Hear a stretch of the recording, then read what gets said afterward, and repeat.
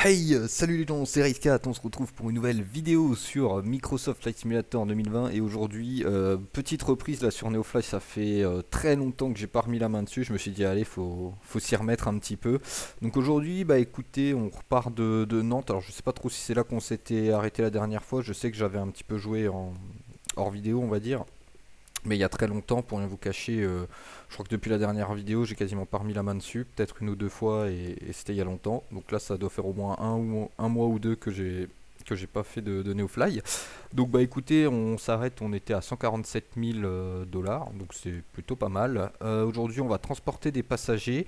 Donc on part de Nantes direction Cholet. Voilà, d'aéroport en aéroport, hein, je veux dire c'est des pistes en dur quoi, pas de gazon ou de choses comme ça, donc normalement pas de grosses difficultés. On est toujours à bord du Robin DR 400, donc bah écoutez ça fait aussi depuis les dernières fois que je l'ai pas piloté, donc on verra ce que ça donne, hein, écoutez. Hein.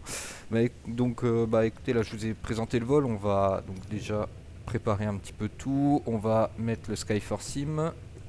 En espérant que tout fonctionne. Voilà, on attend que ça charge forcément. Alors vous me direz, tu aurais pu faire ça avant. Oui, je sais. Petite, comment dire, petite nouveauté. Je me suis dit, je vais mettre une météo un petit peu différente. Donc voilà qui est fait. On a quelques nuages. Je me suis dit, ça rajouterait un petit peu de challenge. Alors, on va déjà charger le plan de vol. Ok, merci. Ok, tac. Faut que je me souvienne comment on fait, hein, parce que comme dit, hein, ça fait longtemps. Hein. Ensuite, alors, il faut régler la masse de l'appareil. Si je clique à côté, forcément, ça va pas aller. Il nous manque 29 livres. Alors, masse et centrage. Euh, Hop, on va mettre 29 en bagage. Ok. Juste valider. Juste regarder que ce soit bon. On est parfait. Donc ça, c'est bon. Bon, niveau fuel, je sais pas combien on est.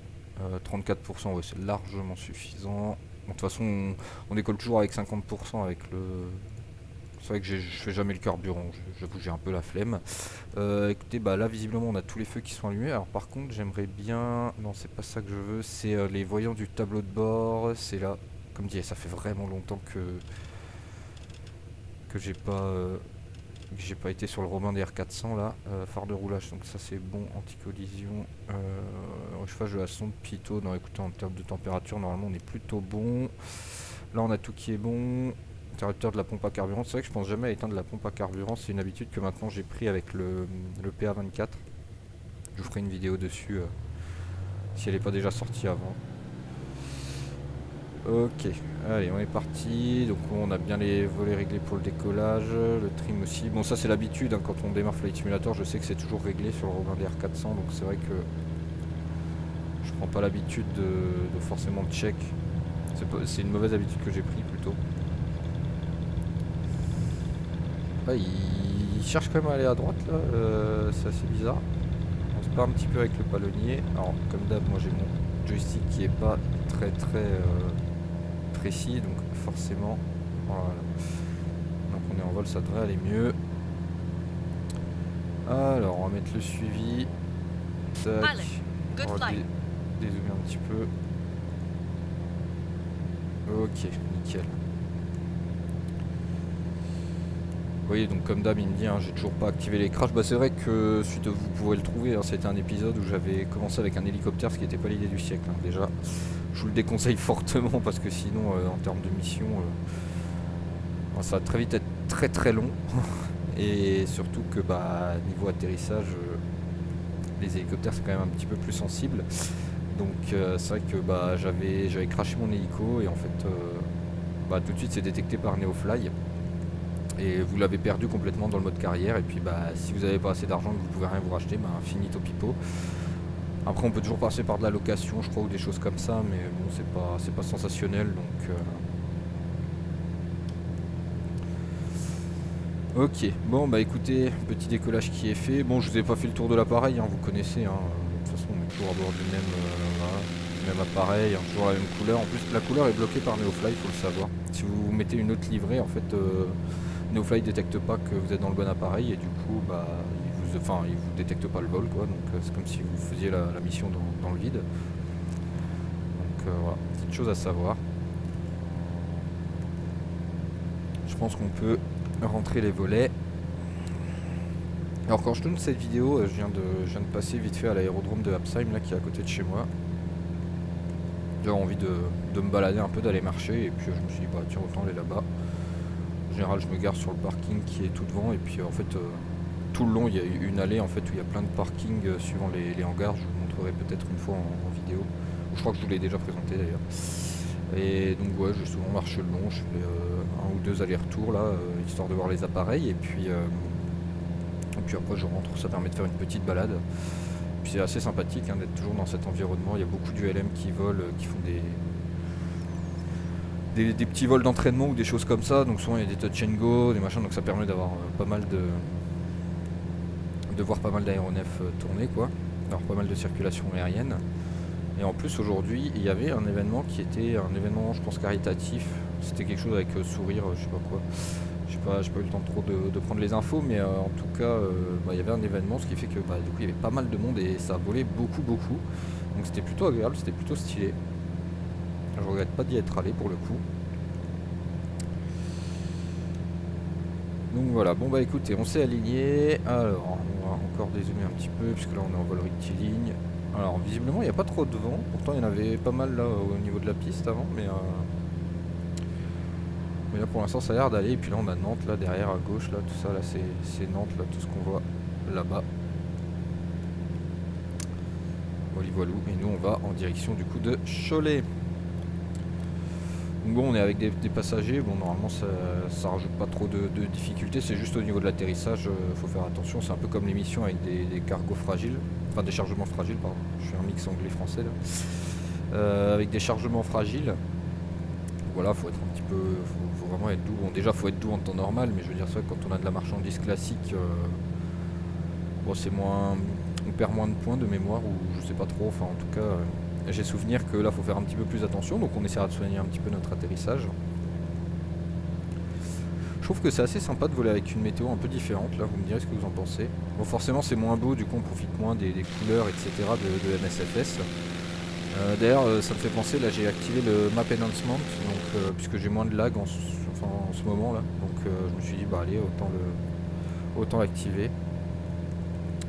Et puis voilà, je pense que comme d'habitude hein, on se mettra entre 2500 et 3000 pieds. Donc là on a atteint les 2000 pieds tranquillement.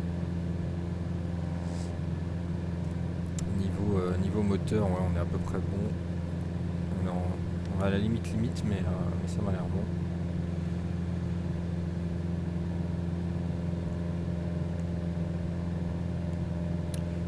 Alors on verra, on essaiera d'adapter parce que, oh, quoique vous me direz, est-ce qu'on reste en dessous du plafond là des nuages ou pas?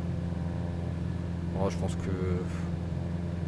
Bon, j'aime pas trop parce que quand on a des instruments plutôt sommaires là comme dans le Robin, c'est compliqué de voler aux instruments quoi. En fait c'est surtout que, bon alors vous me direz, je pense qu'à une époque tout le monde faisait comme ça, je connais pas trop, hein, là je m'aventure un petit peu, mais je me dis que bon, quand on n'a pas vraiment notre altitude par rapport au sol, vous savez par exemple moi j'ai l'exemple avec le H145 où en fait on a un radar qui permet de savoir où est le sol par rapport à l'hélico etc. Je me dis que ça quand on l'a pas, franchement quand on est en plein dans les nuages et qu'on voit rien, c'est un peu tendu. Pareil, on n'a pas forcément de radar ou de choses comme ça, donc on va pouvoir les autres appareils ou des choses comme ça, on n'a rien vraiment dans ce type d'appareil. Après c'est pas pour rien hein, que c'est une qualif supplémentaire, hein, le vol aux instruments. Hein. Quand vous êtes licencié pilote, vous êtes d'abord licencié VFR. Après vous pouvez passer l'IFR sur certains types d'appareils. Enfin de mémoire, hein. Après peut-être que je me trompe, hein, vous me direz en commentaire si je me suis planté dans ce que je dis. C'est vrai que des fois vu que je suis concentré sur le vol, je dis des choses sans m'en rendre compte et même moi je sais que c'est faux, mais je le dis quand même, enfin voilà, c'est parce que c'est pas vraiment des lapsus, je sais pas comment on pourrait appeler ça, mais enfin voilà, vous me comprenez quoi. En tout cas c'est plutôt stylé, on vient de sortir des nuages, là on a un petit coin de ciel bleu. Franchement c'est super agréable là, cette météo. Je vais vous dire en quelle météo je suis, comme ça au moins ça vous permettra si jamais. Je crois que c'est nuages épars ou quelque chose comme ça, non? Ouais, nuages épars, ouais, que j'ai mis. Je me suis dit allez on va essayer. Là on voit qu'on a le vent au niveau du sol là. Donc voilà, c'est plutôt agréable comme météo. Du coup on est sur un vol de 30 nautiques à peu près. Donc bon, je pense une vingtaine de minutes, une bonne vingtaine de minutes. Avec l'intro ça fera ouais, 25-30 minutes. L'intro et l'outro. C'est dur à dire, en fait je trouve que quand on dit outro, enfin, ça ressemble trop à intro vu que on dit intro un peu en francisant parce que je pense que si on le disait vraiment en anglais ce serait intro, intro plutôt. Et là ouais du coup ou sinon faut dire outro mais ça fait bizarre. Donc bref, je sais pas pourquoi je vous raconte ma vie là mais bon, vous m'excuserez hein, je bois mon café en même temps. On en profite, on est dans le virtuel. Dans l'avion ce serait un peu plus compliqué d'avoir un café. Ou alors faudrait qu'il ait une. Vous savez les trucs anti-débordement et tout là. Parce que honnêtement si je fais genre ça, bah là le café il y en a déjà partout dans l'appareil. Ce qui est pas ouf avec les instruments. Tiens d'ailleurs j'y pense, bah du coup comme je vous ai dit là j'ai été à Absheim avant et puis j'ai vu un avion de voltige partir. Plutôt sympa, c'est assez rare je trouve dans le bois. Donc qui a démarré là juste devant mes yeux. Et tiens d'ailleurs on a déjà atteint les 3000 pieds, je pensais qu'on était genre vers 2700-2800 là, j'ai pas fait attention. Alors on va remettre notre trim, hop, à 0 tranquillement, j'ai baissé les gaz. Hop, on descend à peu près à 3000 pieds. Ok, donc on va le laisser descendre tranquillement.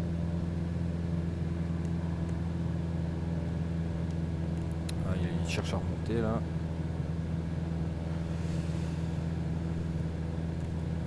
Ouais, donc du coup, ouais, comme je disais, ouais, un avion de voltige, là, c'est assez rare d'en voir. Bon, malheureusement, il faisait pas la voltige au-dessus d'Absheim, ce qui est normal, hein, vu. Alors, faut savoir que petite particularité de l'aérodrome d'Absheim, c'est qu'il est en plein dans l'axe de piste de Bâle-Mulhouse.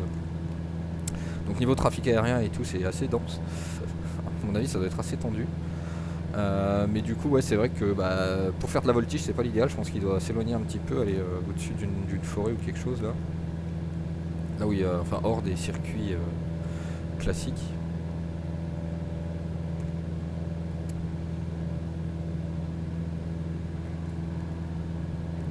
Sinon, forcément, bah, il y a des risques, hein, on va pas se mentir. Hein.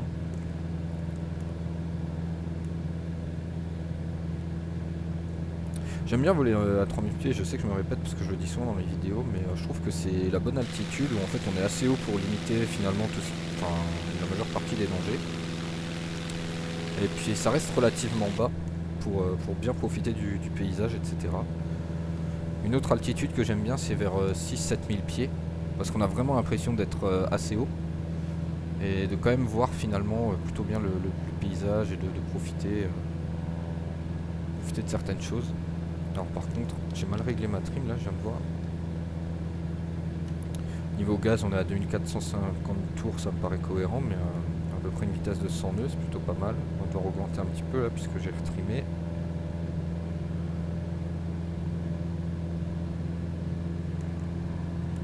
Donc faut éviter de dépasser trop les 2500, je crois que la limite elle est à 2006 là sur cet appareil. Donc moi j'évite, ou 2550, je sais plus, en tout cas j'évite de dépasser trop les 2500 sauf pour le décollage.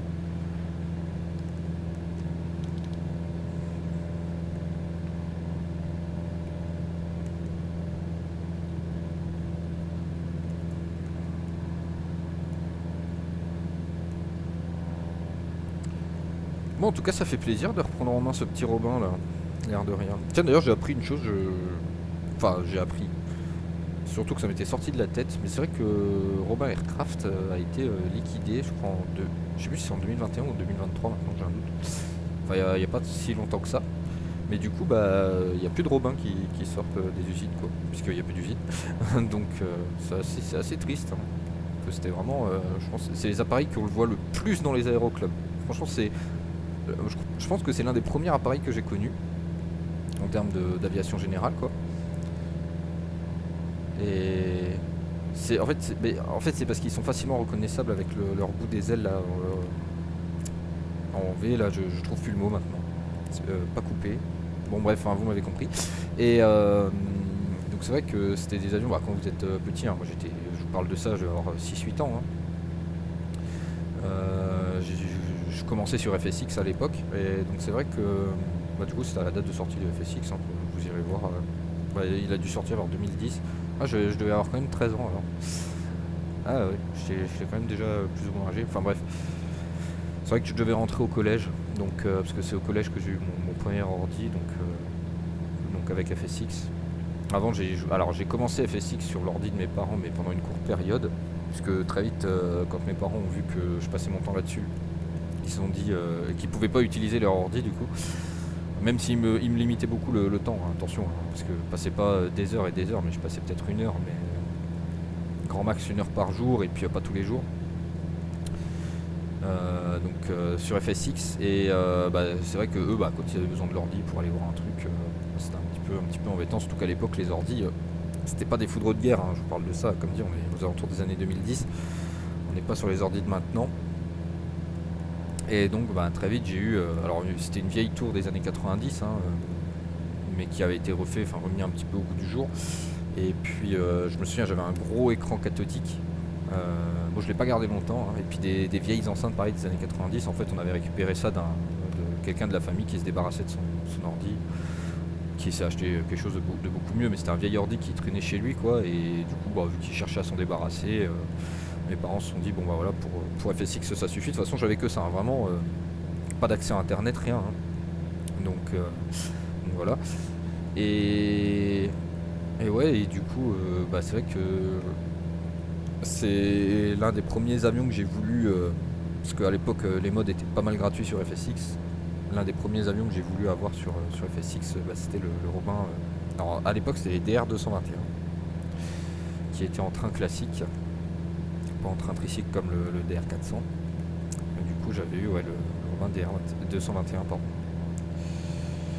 Voilà, les souvenirs, hein, ça remonte tout ça. Mais voilà. Et puis pour revenir sur l'histoire de l'ordinateur, hein, c'est que peu de temps après, du coup mes parents ont acheté un écran. Je peux vous en parler, enfin c'est une anecdote qui somme toute n'est pas très intéressante, mais qui vaut quand même le coup d'être racontée. C'est qu'ils ont acheté un écran Samsung à l'époque. Pour vous dire, Boulanger, ça s'appelait pas Boulanger, c'était encore Planète Saturne pour ceux qui auront connu. Et mais je crois que je vous ai déjà raconté cette histoire en vidéo, mais bref, cet écran est très vieux du coup. Et c'est vrai qu'à l'époque on avait mis un peu le prix, etc. C'était les écrans LCD, donc écran plat, machin. Et en fait c'était un écran qui faisait en même temps moniteur d'ordinateur et en même temps télé. C'est que c'était vendu comme un moniteur d'ordinateur, mais il y avait un tuner TNT à l'intérieur. Et je vous parle de ça, c'était une époque où la TNT venait d'arriver, hein. Vraiment, on n'était pas en TNT HD, hein, c'était vraiment tout début de la TNT. Donc il y avait, je sais plus, il n'y avait pas les 20 chaînes qu'on a actuellement, il devait y avoir, je crois que ça s'arrêtait à Gulli, et voire même avant. Je me demande s'il n'y avait pas que d'abord les 6 premières chaînes, et après ils ont développé jusqu'à Gulli. Enfin bref, je me souviens plus, c'était il y a longtemps, ok. Donc, et en fait, cet écran, là, je viens d'acheter là très récemment une télé OLED, mais sinon jusqu'à maintenant c'était encore mon écran télé classique. Donc pareil, hein, il doit dater de 2010-2012, donc là il a plus de 10 ans, et il me sert, du coup maintenant je le garde en télé de chambre, j'ai mis une télé dans ma chambre, et voilà. Donc c'était une télé Samsung, pas un seul pixel mort, rien, franchement, bon je touche du bois, hein, mais ouais, l'écran a plus de 10 ans maintenant, il doit avoir peut-être pas 15 ans, mais il doit pas en être loin, et il marche toujours, et le tuner TNT décode encore les chaînes TNT HD. Enfin, moi je me souviens qu'à l'époque, quand ils étaient passés de la TNT à la TNT HD, on avait dû acheter des décodeurs parce que les anciens décodeurs marchaient pas, etc. La télé, elle a survécu à tout. Franchement, là, elle lit encore les chaînes. Là, je peux lire encore les nouvelles chaînes qui viennent de sortir. Enfin, vraiment, c'est impensable. Donc, comme quoi Samsung à l'époque était très bon. Maintenant, c'est peut-être un petit peu moins le cas, mais voilà. Et du coup, pour la télé récente, là, je suis parti sur une LG. Ça fait à peu près, je sais pas, 8-10 ans que mes parents ont une télé LG, pardon, qui d'ailleurs fait la 3D qui n'existe quasiment plus aujourd'hui, mais voilà, elle a le mérite de faire la HD, la 3D, pardon. Et du coup, ouais, c'est vrai que c'est une marque qui est plutôt fiable, bon, là c'est sûr qu'elle a un peu perdu en performance, hein, la télé de mes parents, mais c'est une marque que j'aime beaucoup en termes de téléviseur, donc je me suis laissé tenter. On verra ce que ça donne. cas c'est vrai que voilà, hein, moi je visais un modèle en particulier, j'ai eu une opportunité là sur ce modèle, bon je vous cache pas que c'était un modèle d'expo, hein, mais j'ai dit bon allez on va tenter et pour l'instant j'en suis très content. Ok bah écoute, on arrive à Cholet, on va essayer de descendre à 2000 pieds pour être en dessous du plafond là des nuages. Je vais essayer de voir l'axe de piste là sur le GPS aussi si on peut. Visiblement on doit être orienté plutôt nord-sud là j'ai l'impression. Bah, ça tombe bien, on va y arriver, on va arriver dessus et le croiser. Je pense qu'on devrait déjà le voir parce qu'on a l'air vachement proche finalement. On va complètement réduire les gaz. Je me demande si c'est pas la piste là qu'on voit là devant. Ouais ça a l'air. Ouais, ça me paraît cohérent en tout cas. On va zoomer un petit peu.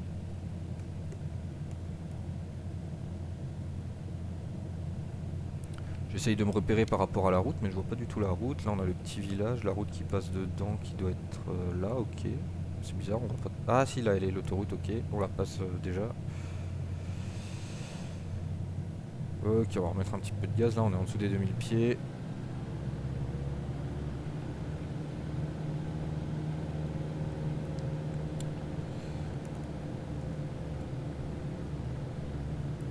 Moi je pense qu'on va faire une main gauche, hein. J'ai pas d'infos là sur le vent. Je peux pas trop vous dire dans quel sens est le vent. En général il est vers le nord, donc si on fait une main gauche on va atterrir face au vent. Ouais ok, c'est pas forcément l'idéal.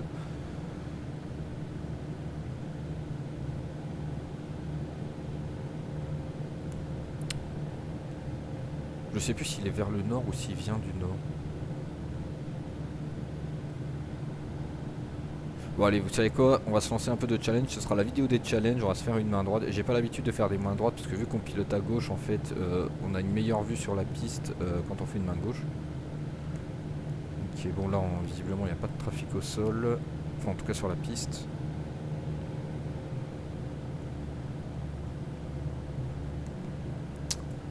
Ok, on va juste remettre un petit degré de zoom, tac, on va amorcer notre virage. Prendre direction, elle a l'air vachement orientée nord... Ah ouais non, non, quoique quand on regarde le GPS, elle a orienté du coup nord-est là. On va mettre un peu de gaz parce qu'on descend pas mal quand même, l'air de rien là. On va mettre un petit peu de trim aussi.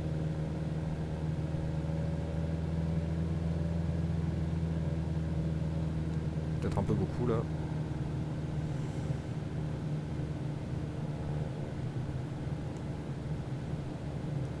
Je pense qu'on va essayer de prendre le cap 21, enfin le cap 210 pardon. Parce que je disais 21 sur le... Ah, même là on est plutôt pas mal, j'ai l'impression.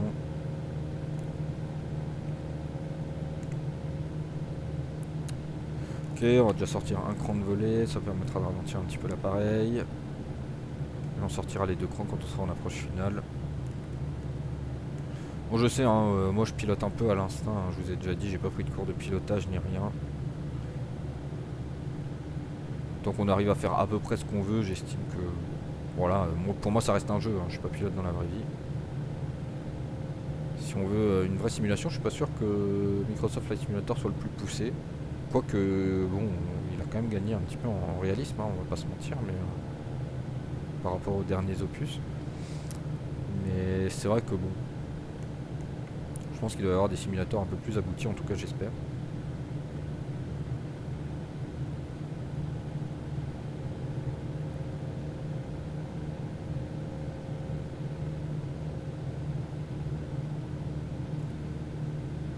C'est ça la piste? Ouais, en fait on était là loin. Je voyais beaucoup plus près. Faut pas prendre trop d'angle quand on a... Je crois qu'il faut pas prendre plus de 30 degrés. Et là je devais être vraiment limite. Bon, en tout cas on passe au-dessus de la ville de Cholet là. Avec visiblement un gros transformateur électrique là sur la gauche. Voilà. Je me suis un petit peu excité là j'avoue.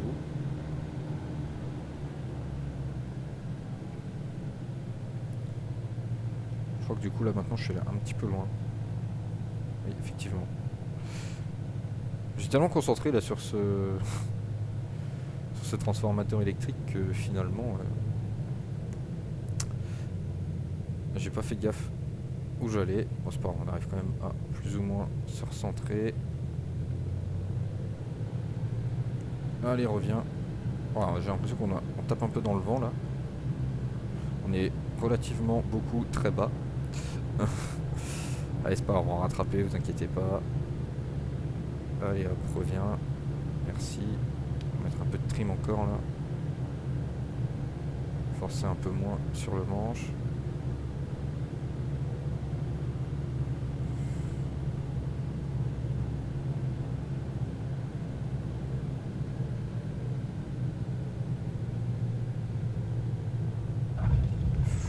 On atterrit un peu violemment là. Ouais.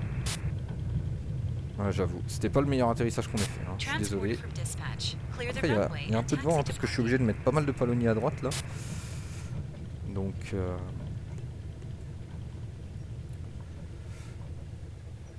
Hop, allez. Bon, allez, on va sortir de la piste au cas où pour la forme, hein, mais... On va se garer là, ce sera très bien. On va juste s'éloigner quand même un petit peu de la piste au cas où. Voilà, parfait. Allez, hop. Allez, on éteint.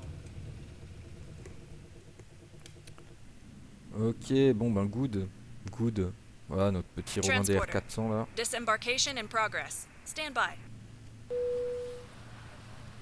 Allez, on attend du coup que tout se passe.